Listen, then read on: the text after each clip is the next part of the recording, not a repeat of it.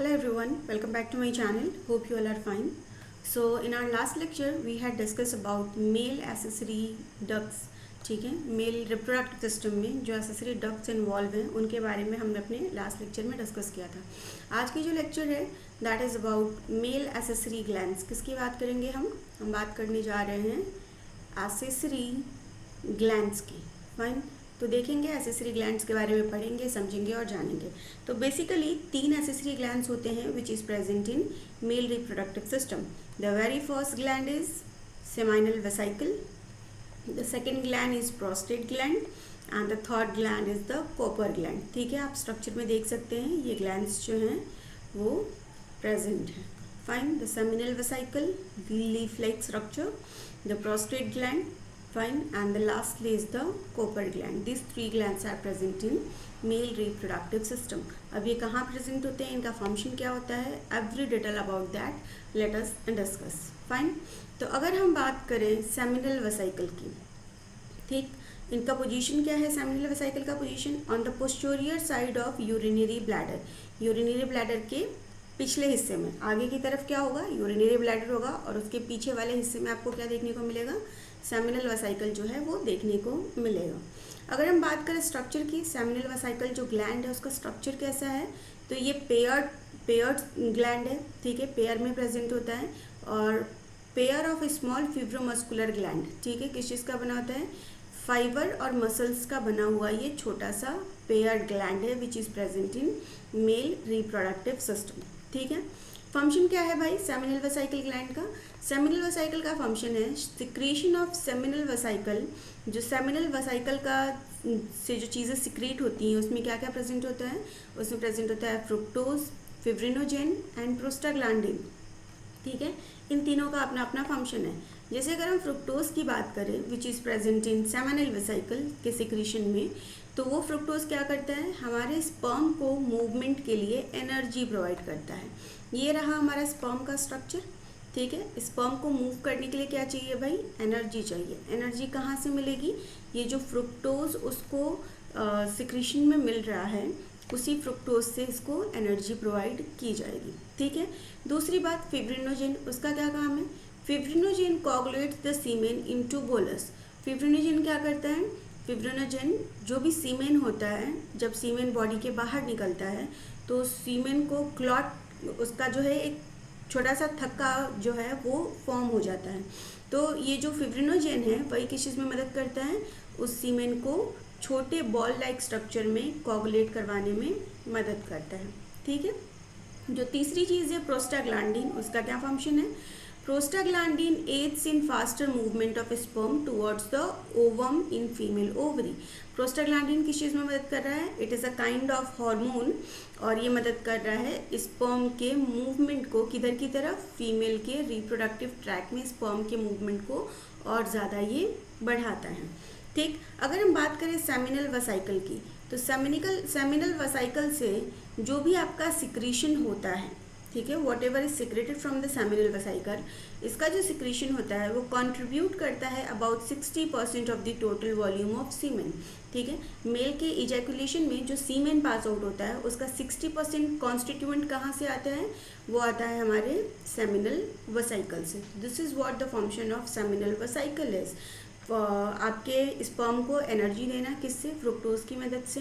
उसमें फिब्रिनोजेन होता है जो कि उसको कोगुलेट करने में मदद करता है. और तीसरा प्रोस्टाग्लैंडिन प्रेजेंट होता है जो कि स्पर्म को ओवम एग की तरफ मूव करने में मदद करता है. ठीक है, इसके अलावा एक एडिशनल नॉलेज, अगर हम फ्रुक्टोज की बात करें तो फ्रुक्टोज अगर ह्यूमन बॉडी में बात करें तो फ्रुक्टोज ह्यूमन बॉडी में, मेल और फीमेल के बॉडी में, अगर हम सिंपली फीमेल की बात करें तो फीमेल के बॉडी में आपको fructose as a constituent form हुआ ऐसे कहीं नहीं दिखेगा.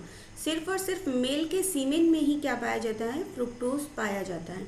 तो इसलिए ये जो फ्रुक्टोज है ये फॉरेंसिक साइंस में जितने भी रेप केसेस वगैरह होते हैं उसके डिटेक्शन के लिए बहुत ही ज़्यादा इस्तेमाल किया जाता है.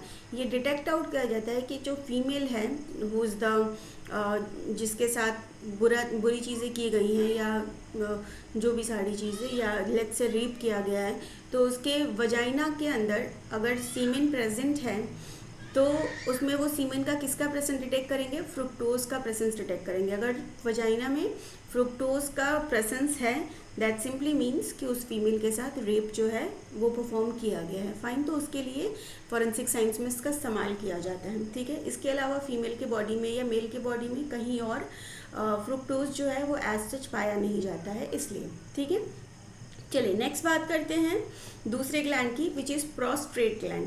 अगर हम बात करें प्रोस्टेट ग्लैंड की तो ये कहाँ प्रेजेंट होता है, underneath the urinary bladder, urinary bladder के बिल्कुल भी नीचे।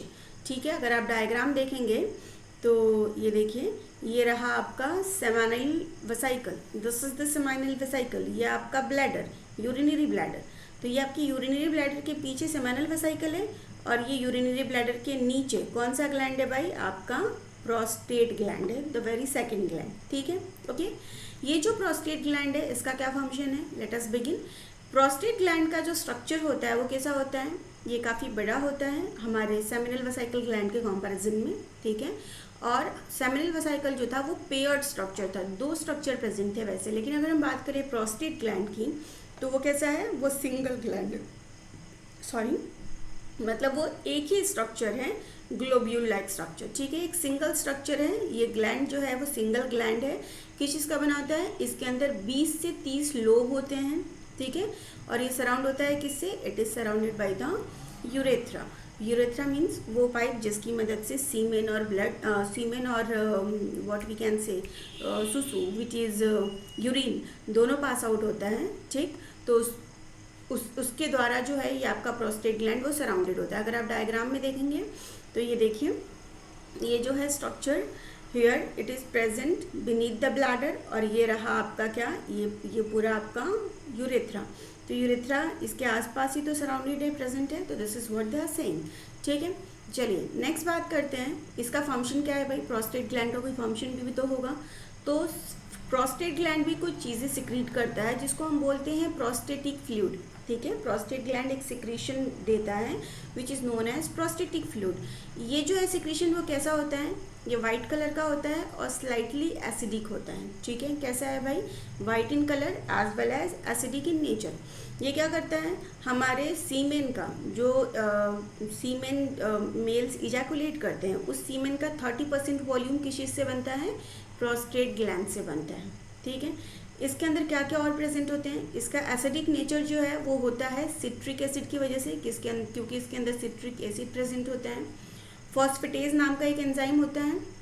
ठीक है, और भी डिफरेंट बहुत सारे एंजाइम होते हैं।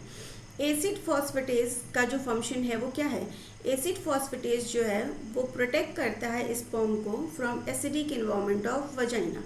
मतलब जब ये स्पर्म इजैकुलेट होने के बाद फीमेल के वजाइना के अंदर एंटर करेगा तो फीमेल के वजाइना का जो मीडियम होता है वो कैसा होता है, एसिडिक होता है। तो ये जो एंजाइम है एसिड फॉस्फेटेज एंजाइम, ये क्या करेगा, एसिड फॉस्फेटेज एंजाइम फीमेल के वजाइना के अंदर प्रेजेंट जो एसिड्स हैं उसको न्यूट्रलाइज करेगा, और ये एसिड किसके साथ ही पहुंचेगा, आपके जो भी सीमेन सिक्रीट आउट हुए हैं उसके साथ ही पहुंचेगा, क्योंकि सीमेन में 30% किसका सिक्रीशन है भाई, प्रोस्टेट ग्लैंड का सिक्रीशन है इसके लिए। फाइन, ओके, इतनी बातें समझ आ गई हैं आपको।